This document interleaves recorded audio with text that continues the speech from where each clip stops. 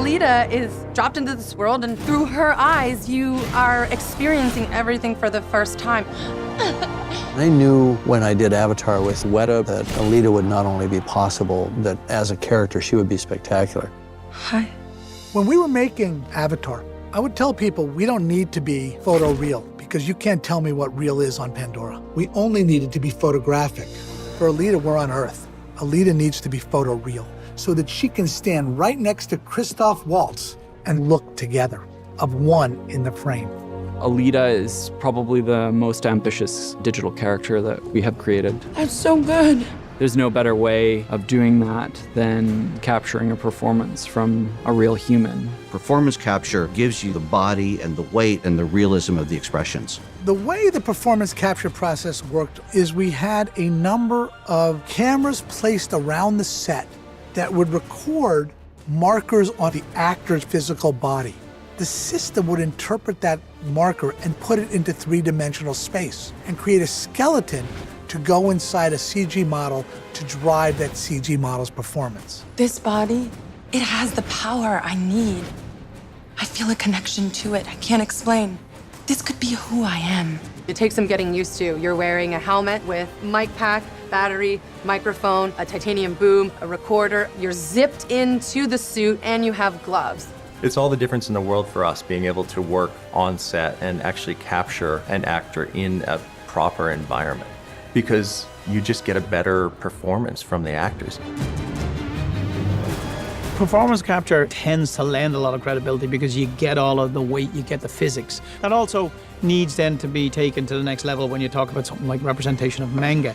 We really wanted to be able to take this augmented animation hybrid and layer it against the performance capture to attain sort of the best version of both worlds.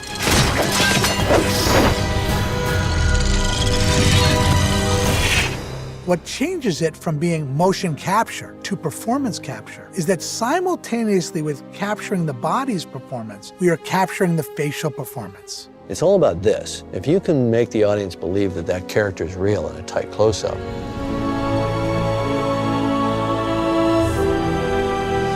Rosa would wear two high-definition cameras as a head rig that would photograph her face. Weta would interpret those images on a frame-by-frame, almost on a pore-by-pore level, to drive the facial performance of the character of Alita. Every pull, every indent, every scar, every crease, things I wish they didn't put in are there. It's like looking at me because every little nuance of my face is there. Touch him again, and I will kill you. it's amazing seeing Rosa's spirit, her light, come through the Alita character. I love it. My hope is that when people are watching this, they sort of forget that she's a CG character. I'm a warrior, aren't I? And you know, you've always known. I think we've been able to create a seamless blend of live action and synthetic action in one single frame. That was pretty intense, huh? Seguimos con más de nuestras entrevistas exclusivas de Alita Battle Angel. All right, so it's one thing to develop a sort of a working friendship with James Cameron, somebody you admire as a filmmaker, but it's another sort of to take on a project. So put me through that sort of collaborating with him. How was that? He's always been really great collaborative. We almost did something together in 1997, and then again in 2003, but I went and made Sin City instead. So there was like third time's the charm. Let's do this one. Definitely. And this one was beyond any of those other ones we talked about. This had a real beating heart, a real character that you could get behind, a massive world building on a Jim Cameron level. But you know, the spectacle was fantastic, but also just the heart of it is what really took me. And when he saw that I was affected by it the way he was, we knew this was the perfect project to work on together because we both really got it.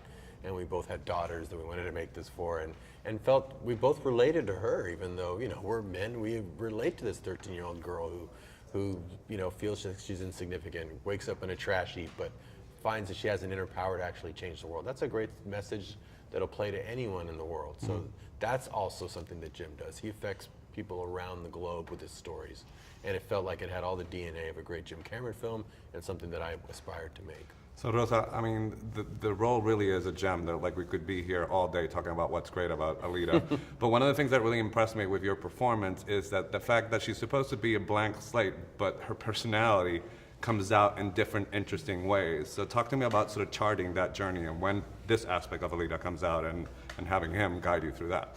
Absolutely. Well, first of all, going back to working with these two guys, being cast in the role, I felt like I was inducted into some kind of honor society of like dynamic, badass female protagonists, because these guys have been doing it for decades. So already I was like, I know I'm in great hands. I know this is going to be a very realistic representation of what it's like to be a woman and to be so multidimensional.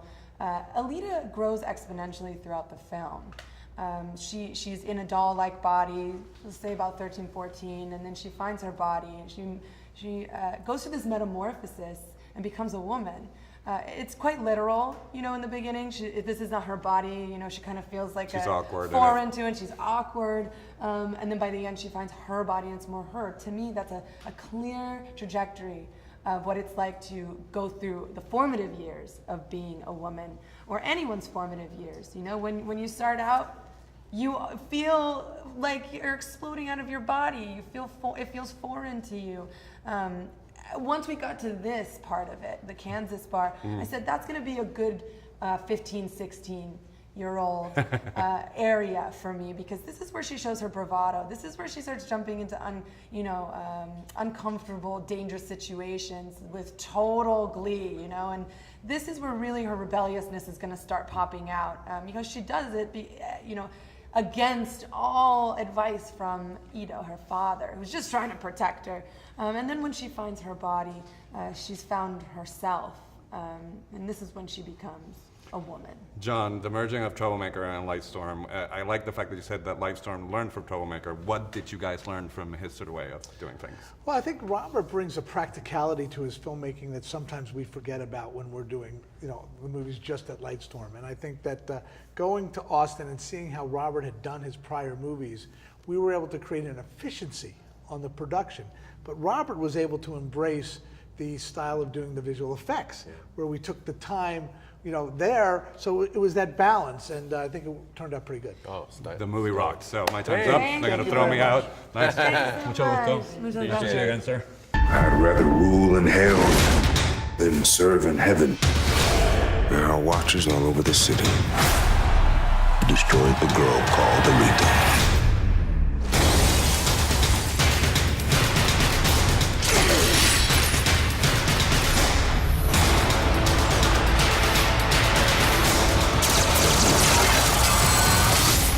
Don't underestimate who I am. Alita Battle Angel, rated PG-13, February 14th.